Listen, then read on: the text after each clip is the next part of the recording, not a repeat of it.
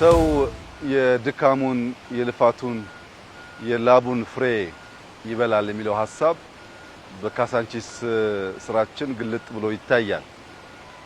ከጥቂት ወራት በፊት ካሳንቺስ የነበረው መልክ ዛሬ ከምናየው ጋር በእጅጉ የተራራቀ ነው። ለእይታ የማይመች ለኑሮ የማይመች የጠለሸ የቆሸሸ የሸተተ በብዙ መልኩ ለሰው ልጅ ምቹ የማይባል ከባቢ ነበር። ያ የሆነበት ዋነኛው ምክንያት ረዘም ላለ ጊዜ ሰዎች በእቅድ ሳይሆን በዘፈቀደ በላዩ ሲደራረቡ ሲኖሩ የተፈጠረ ሰፈር ስለነበረ በቂ የሆነ ስፔስ በቂ የሆነ መሰረተ ልማት አልነበረውም። በተለይ ከሰማይ ላይ ሆኖ ካሳንቺስ ሲታይ አዲስ አበባ ውስጥ ከሚያስፈሩ ሰፈሮች መካከል የሚጠቀስ ነው። በዚያ ምክንያት የሁለተኛው ዙር የኮሪደር ዴቨሎፕመንት ካሳንቺስን የሚነካ ሆኖ ተጀምሯል።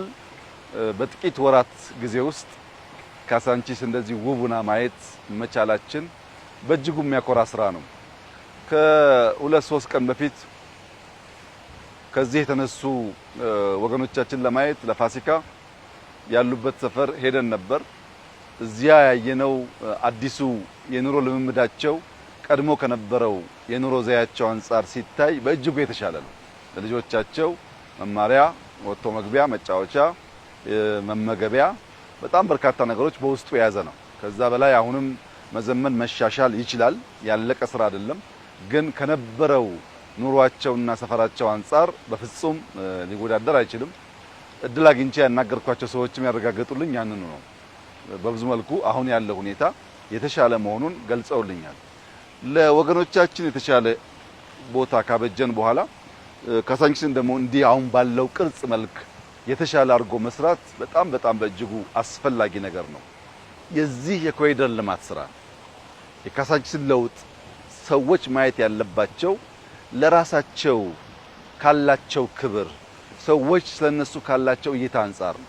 ካሳንቺስ ከዚህ ቀደም የነበረ ሁኔታ ለረጅም ጊዜ ጥርሱን ሳይፍቅ የቆየ ሰው የሚያሳየው አይነት ፈገግታ፣ ለረጅም ጊዜ ማበጠሪያ ጸጉሩን ሳይነካው የቆየ ሰው በጸጉሩ ላይ የሚታየው ገጽታ፣ ለረጅም ጊዜ ሳይታጠብ ያልታጠበ ልብስ ለብሶ የምናየው አይነት ምልክት ነበረች።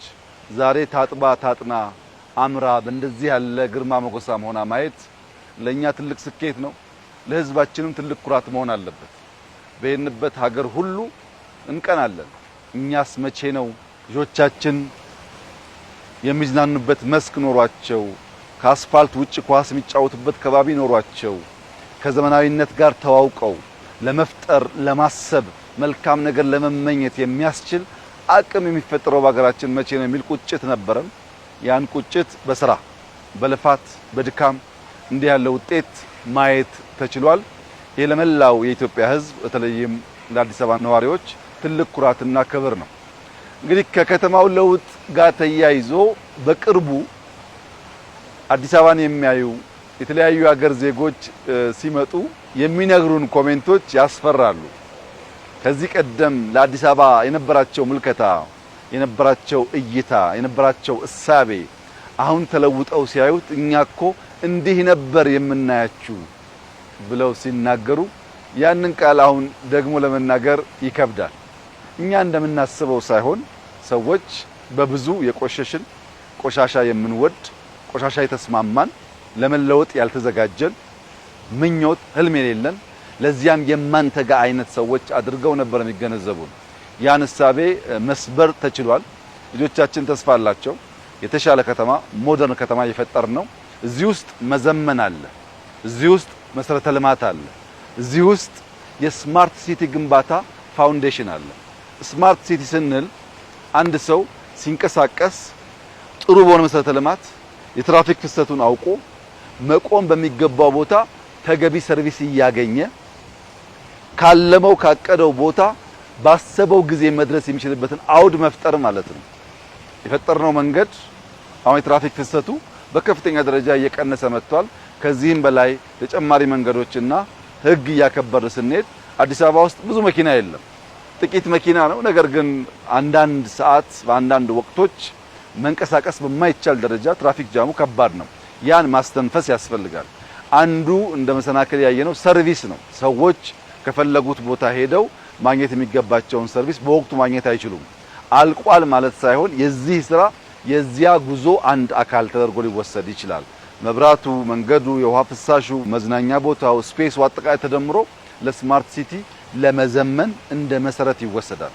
በየትኛውም ሀገር የምናየው ዘመናዊነት፣ ለውጥ፣ መሻሻል የሚገለጠው በዚሁ መንገድ ነው።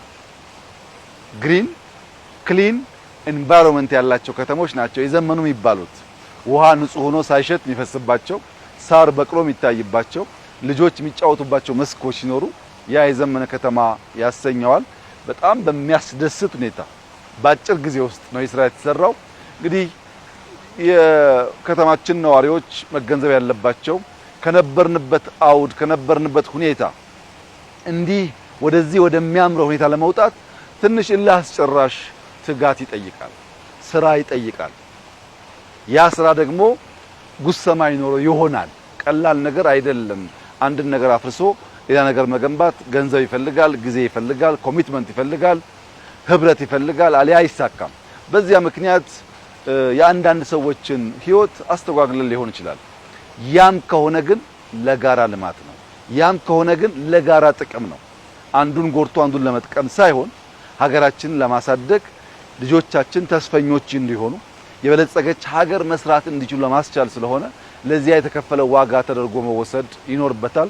ከኛም ወገን ያሉ ሰዎች ብዙ ድካም አለ፣ አሰልቺ ሂደቶች አሉ፣ የገንዘብ እጥረት አለ፣ አድካሚ ስራዎች አሉ፣ በዚያ ውስጥ ጭቅጭቆች አሉ፣ ንትርኮች አሉ።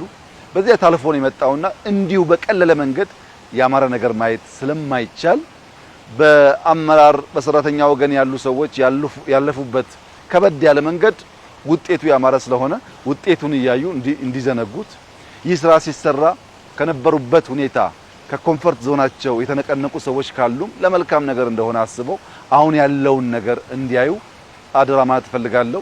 ይህ ስራ መቀጠል አለበት። ሀገራችን የመገንባት የማነጽ የማስዋብ የማሳመር ተስፋችን ህልማችን ንግግራችን ወደ መሬት አውርዶ የማሳየቱ ጉዳይ ተጠናክሮ መቀጠል አለበት። በዚህ መቆም የለበትም።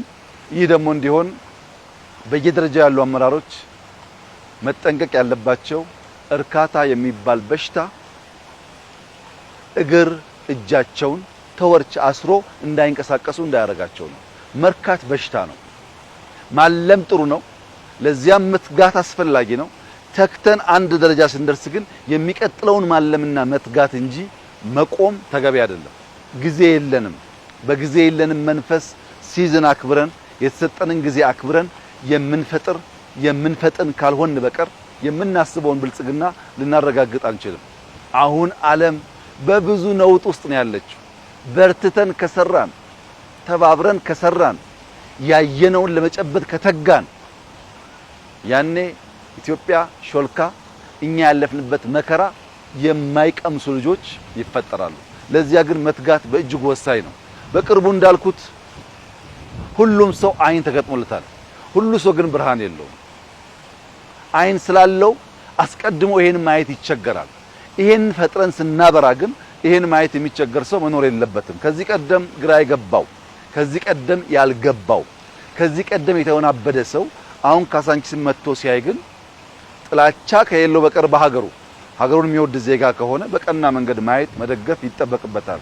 ምክንያቱም ይሄ ለማንም ሳይሆን ለሁላችን የሚሆን ለልጆቻችን የሚተርፍ እንደ ሀገር የምንመኘውን ክብር የሚያጎናጽፍ ስራ ስለሆነ በዚያ መንገድ ኢትዮጵያውያን እንዲያዩት አደራ ማለት ፈልጋለሁ።